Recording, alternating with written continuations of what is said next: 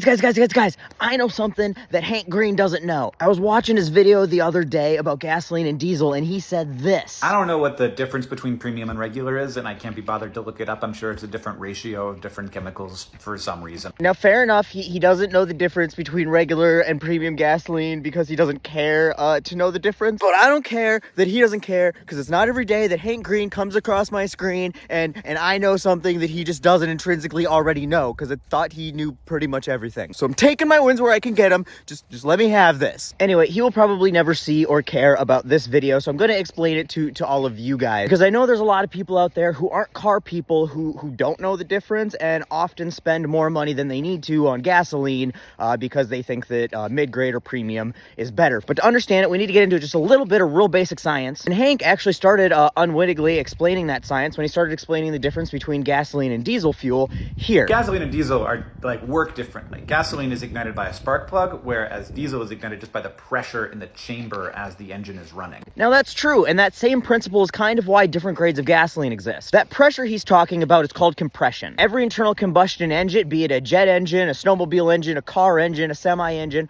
all of them have to have compression to run. And the most common type of engine, the one that people are most familiar with, are four-stroke engines. The four strokes are suck, bang, squeeze, and blow. Now, for both a gasoline and a diesel motor, when the piston comes down inside the cylinder's where the magic happens. That's where the fuel is turned into work. When that cylinder comes down, it sucks in air, because if you want to bang, you need to breathe. And once it's sucked in all the air it can, the valve that was letting the air in closes, and the cylinder comes back up. That's where you get your squeeze, your compression. And that's important, because the next step is bang, and you want to make sure that that explosion exerts as much work as possible on that piston. So you want as little empty space inside of that cylinder as possible. Now, when a diesel does this, it compresses that air a lot. And when you compress something a lot, it heats up because there's a lot of friction. Molecules all bouncing off of each other and getting packed in there really tight. And then the diesel motor injects some diesel fuel, and bang, all of that hot air ignites that fuel, and it pushes your cylinder down, and you get rotation. But diesel is a lot more stable than gasoline, a lot more resistant to combustion. You can even take a lighter, and don't try this at home, kids,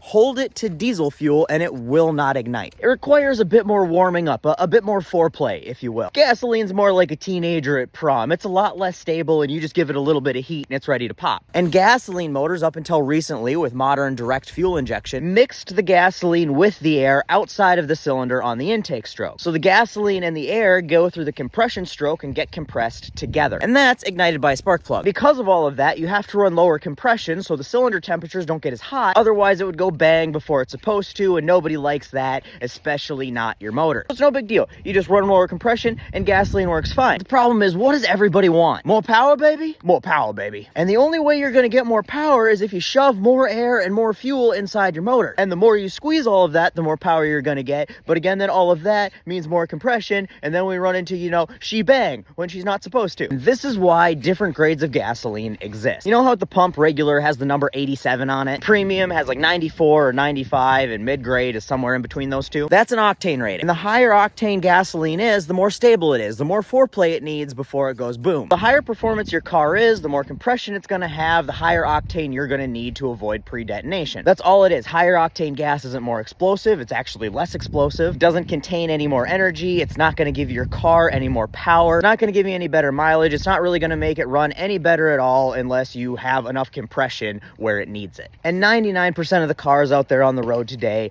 do not require it.